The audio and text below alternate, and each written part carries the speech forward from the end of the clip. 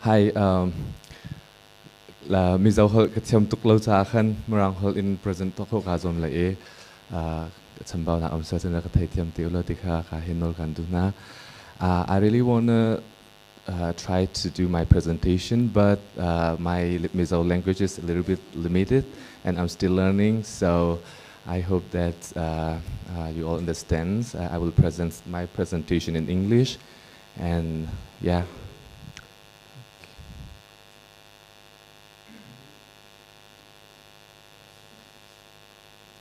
Okay. Good evening, gracious leader, and all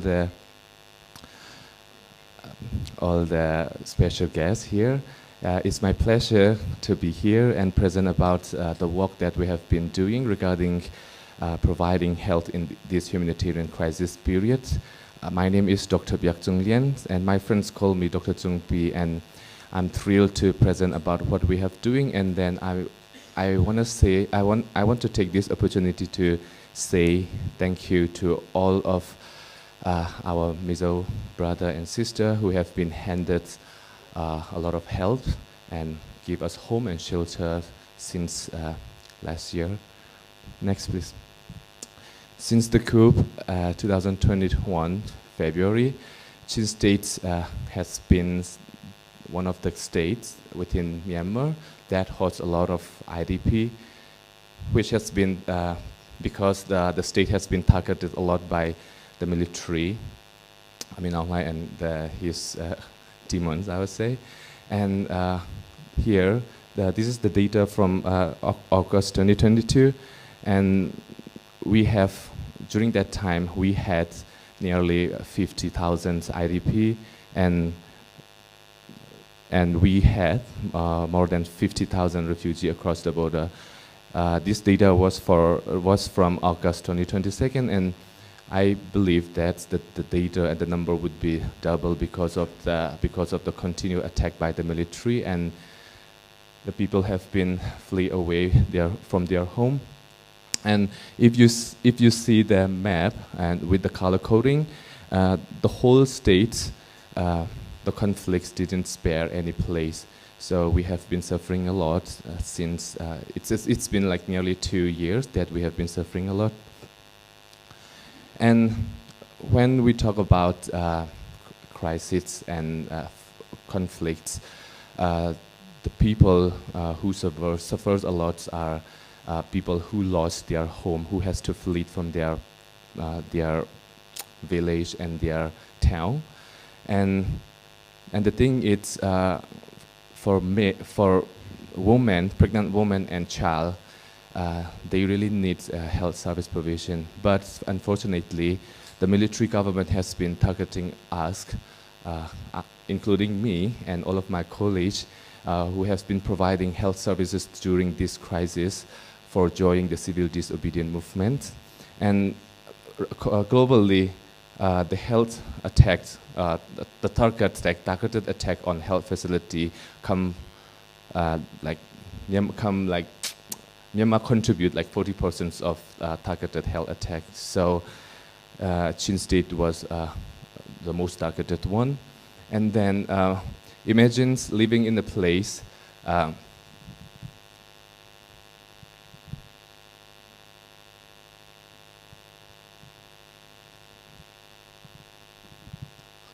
Can I use this? Okay.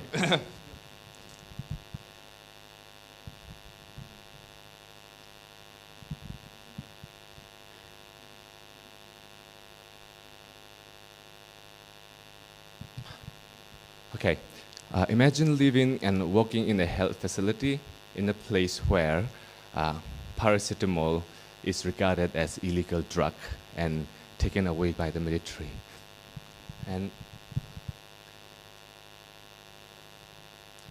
our operation theaters were banned out.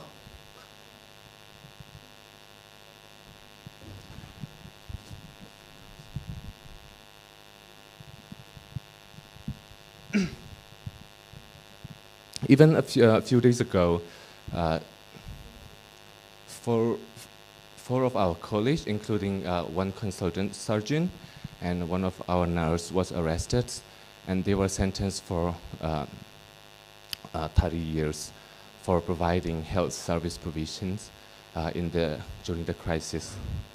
Next, please. Next, please. Yeah, I want to say more about a little bit about Chin Health organizations.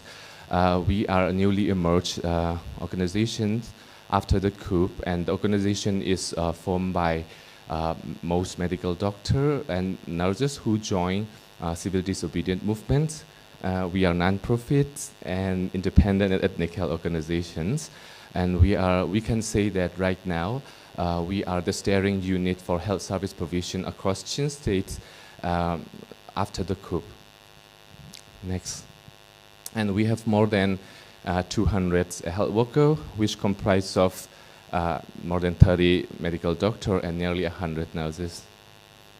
And this is the place where we have been working within the country. I will present about the work that we have been doing in Mizoram after that. And we have, so far we have 24 facilities over there where we are providing in each township of the state. Next.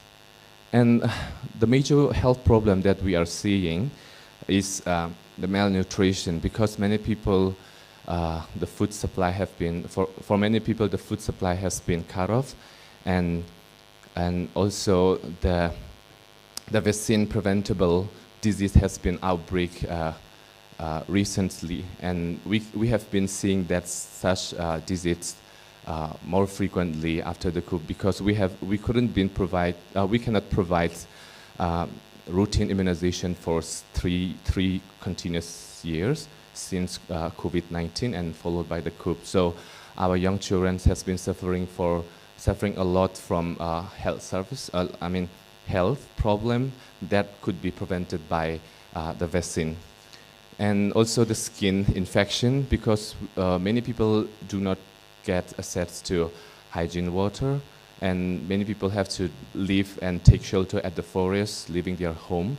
So the skin disease has been prone lately. And the malaria outbreak has been getting severe, and this has been a warning sign, because if this malaria outbreak was, we could control the malaria outbreak to certain level, but after the coup, the endemic has been occurring. So imagine if we cannot control malaria outbreak within the state, nearby the neighbor state and the neighbor towns, this contagious disease will be continued. So this malaria outbreak has been killing many lives. And we are seeing acute and chronic malnutrition among our children. Next. And also this is the skin disease that our team and colleagues found during their visit to the clinic, to their place. And next. Oh, yeah, can I go back, sorry? So the other slide. So these are thought to be the children, the babies who are infected by vaccine preventable disease. So this has been another warning sign that if we cannot provide a routine immunization back regularly, our children would suffer a lot in coming years. And I want to say some of our work in Mizoram State. And again, I would like to take this opportunity to say thank you to all the health minister and all the the government staff here in Mizoram. Despite, I still remember the time when I think, I'm sorry, I will say some bad about the Indian central government, bad word about, at the time when the instruction was given to send all the refugees back to the Myanmar side, but I still remember the chief minister took a stand tall against that instruction and receiving us with warming heart and hand. And even this is my colleague meeting the health minister at the chamber, and we were welcome a lot. And then the health minister even said that even asking whether we want to work in the health ministry and the Mizoram. So we have been very thankful for all the opportunity that you handed. Next, please. And not only the government staff, all the NGO, YMA, MSU, and all these local organizations has been helping us a lot and provide us a lot of transportation assets and a lot of shelter for our refugee. And this is in Mizoram. We have five team based in 5 districts. And since the coup, we were able to provide refugee. We call refugee mobile clinic, and one donor, international donor provided, and then we could provide this patient. It was during 2 months, but unfortunately, the fund was cut off because of some conflict and political issue happening at the international donor, and the impact was resulted by the impact was resulted because the central government didn't recognize Chin refugee here, and then because of that issue, the fund was cut off, and many refugees here that we usually provided health services were cut off or left out. Next, please. And then right now, what we are doing is, and I want to say thank you to Kanu Sailonu and all the Chin diaspora around the world for giving us a lot of advocacy and a lot of help to provide this refugee help at their camp. And when we go, the language barrier, for example, like imagine one refugee based in around area and then came here in Aizawl and seek for healthcare, and he couldn't say anything about his health or her health because of the language barrier. When we go and meet them, and treat them with our local language, they are so happy. And each time we go, we came back from the camps, we come up with like a lot of tissue wasted. And yeah, this would be my last slide. And these are like some support that I would love to request from all these honorable guests. And I want to say thanks again to our Mizoram brother and sister. And I would like to request another support and to continue the support that you have already handed. And we don't know how long this journey will take, but please be patient. Please be patient and please be with us during our resilience journey. And also, we really need. We are lack of, how do I say? Since as I previously mentioned, the medical supply, the drug supply has been cut off by and targetedly arrested by, taken by the military. The drug supplies and the medicine supplies within the state is very difficult. So it would be really great if this Mizo society and our brother and sister help us transport and increase the access to medicine for our people. And the other thing is, we really need international support at the moment.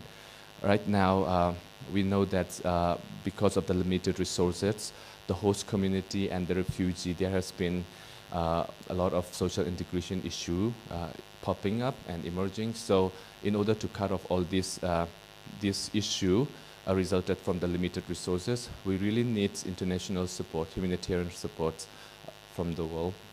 And the last one, it would be really great if we can strengthen the border healthcare system here. We are right now, as a Chin Health organization, we are trying to strengthen the border health system, and we are trying to establish a few hospital and service center at the border area.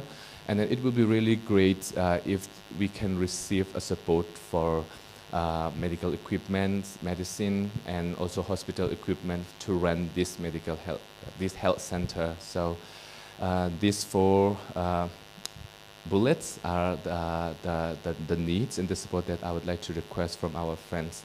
And Thank you so much for giving me this time, and we really appreciate for all you have been done for us. Thank you so much.